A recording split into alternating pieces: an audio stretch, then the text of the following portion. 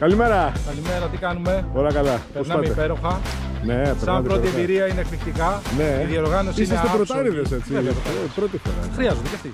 Δεν χρειάζεται. Λοιπόν, όλα είναι άψογα, η διοργάνωση είναι τέλεια. Άξιε συγχαρητηρίο. Ευχαριστούμε πολύ. Εσείς τι κάνετε?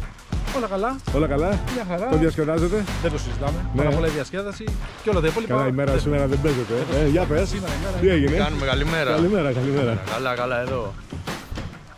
Υπέροχα όλα. Πρώτη εμπειρία είναι, όλα υπέροχα. Θα το ξανακανες? Άνετα. Άνετα. Με Με χίλια. Η χιλιά. διοργάνωση είναι απίστευτη. Εδώ, μας έκανε καλή μέρα σήμερα γιατί Καλά, σήμερα είναι εκπληκτικά. είχαμε κάποια. Ναι. Εντάξει, να σου πω και το απόγευμα δεν ήταν άσχημα. Όχι, καλά ήταν. Καλά πήγαμε ήταν. ψαράκια, Καλά ναι. ήταν, ναι. Αλλά σήμερα είναι υπέροχα. Ωραία, μην ξεχνάτε ότι σήμερα θα βγάλουμε και το μεγαλύτερο ψάρι, έτσι. Εννοείται. Οπότε Το παίζεις έχουμε σκηνικό. μιλήσει κι αυτό. Για μιλήστε το, άντε μπράβο. Καλή συνέχεια, παιδιά. Να είστε καλά.